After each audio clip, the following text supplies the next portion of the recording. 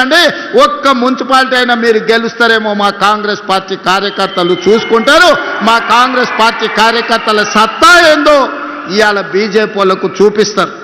నేను అడగదలుచుకున్న బీజేపీ జాతీయ అధ్యక్షుని 2014లో నరేంద్ర మోడీ గారు మా మహబూబ్నగర్ జిల్లాకు వచ్చినప్పుడు పాలమూరు రంగారెడ్డి ఎత్తిపోతల పథకాన్ని జాతీయ ప్రాజెక్టుగా చేస్తాము అని అన్నాడు.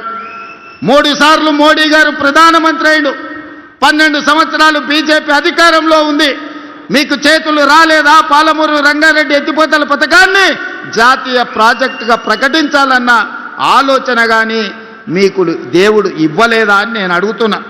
ఇవాళ కాళేశ్వరం ఇవ్వలేదు, జాతీయ ప్రాజెక్ట్ ఇవ్వలేదు, మెట్రో రైలు ఇవ్వలేదు, మూసీకి నిధులు ఇవ్వలేదు, రీజనల్ రింగ్ రోడ్డు పూర్తి చేస్తామని చెప్పలేదు. మరి ఏమి ఇవ్వడానికి మీ జాతీయ అధ్యక్షుడిని తీసుకొచ్చిరని నేను అడుగుతున్నా. ఎన్నికల సందర్భంగా మా పొన్నం ప్రభాకర్ గారు చెప్పిండ్రు, బీజేపీ ఏమిచ్చిందా అంటే గాడిద గుడ్డిచ్చిందని పార్లమెంట్ ఎన్నికల్లో చెప్పిండ్రు. ఇవాళ నిజంగానే బీజేపీ జాతీయ అధ్యక్షుడు తెలంగాణ రాష్ట్రానికి వచ్చేటప్పుడు గాడిద గుడ్డు తీసుకొచ్చిండు తప్ప ఆనా పైసా కూడా ఇవ్వలే. ఏ మొహం పెట్టుకొని 12 ఏళ్ల తర్వాత కూడా నరేంద్ర మోడీ గారు ఇచ్చిన హామీ పాలమూరు రంగారెడ్డి ఎత్తిపోతల జాతీయ ప్రాజెక్టు ఇవ్వకుండా, మెట్రో రైలు 2వ విడత ఇవ్వకుండా, మూసీ ప్రక్షాళనకు నిధులు ఇవ్వకుండా, రీజనల్ రింగ్ రోడ్డును కట్టుకోవడానికి అనుమతులు ఇవ్వకుండా ఏ మొహం పెట్టుకొని ఇవాళ బీజేపీ వాళ్ళు ఇవాళ ఓట్లు అడగడానికి వచ్చిందని నేను అడుగుతున్నా. ఇవాళ సూటిగా నేను అడుగుతున్న బీజేపీ నాయకులను, బీఆర్ఎస్ బీజేపీ బంధం ఫెవికాల్ బంధం కాదా? వీణా వాణి బంధం కాదా? మీ శరీరాలు వేరైనా మీ తలలు ఒక్కటే కాదా? మొన్న జరిగిన పార్లమెంట్ ఎన్నికల్లో బీఆర్ఎస్ చచ్చే అవయవదానం చేసింది.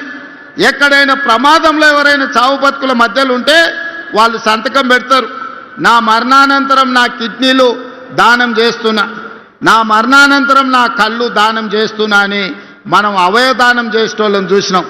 కానీ బీఆర్ఎస్ దరిద్రమేందో పార్లమెంట్ ఎన్నికల్లో మా ఓట్లు మా సీట్లు బీజేపీకి దానం చేస్తున్నామని 8 మంది ఎంపీ సీట్లను బీజేపీ వాళ్ళని గెలిపించింది బీఆర్ఎస్ వాళ్ళు కాదా?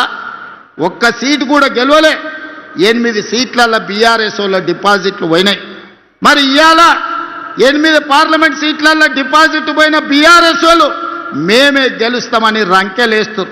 డిపాజిట్లు రాని బీఆర్ఎస్ సన్నాసులు రేపు మున్సిపల్ ఎన్నికల్లో ఎట్లా గెలుస్తారని నేను అడుగుతున్నా. ఎందుకు మీరు ఆలోచన చేయొచ్చు, బీఆర్ఎస్ వాళ్ళు ఎందుకు బీజేపీకి ఓట్లు వేయించిరని? దోపిడీ చేసిండ్రు, వేల కోట్ల రూపాయలు కొల్లగొట్టిరు. ఇవాళ బీజేపీ జాతీయ అధ్యక్షుని, హోంశాఖ సహాయ మంత్రిగా పనిచేస్తున్న ఈ జిల్లా పార్లమెంట్ సభ్యుడు బండి సంజయ్ గారిని కిషన్ రెడ్డి నేను సూటిగా అడుగుతున్నా. కాళేశ్వరాన్ని ఏటీఎంగా మార్చి వేల కోట్లు కొల్లగొట్టిందని అమిత్ షా నరేంద్ర మోడీ గారు తెలంగాణ రాష్ట్రంలో అన్నమాట వాస్తవం కాదా? ఇవాళ కాళేశ్వరం మీద కమిషన్ వేసి అవినీతి లెక్కలు తేల్చి వీళ్ళని అరెస్టు చేయండి అని రాష్ట్ర ప్రభుత్వం శాసనసభలో చర్చ చేసి కేంద్రానికి పంపిస్తే సిబిఐ విచారణ ఈ రోజు వరకు ఎందుకు మొదలు పెట్టలే? దీనికి సమాధానం బండి సంజయ్ కిషన్ రెడ్డి చెప్పాల్సిన అవసరం లేదా?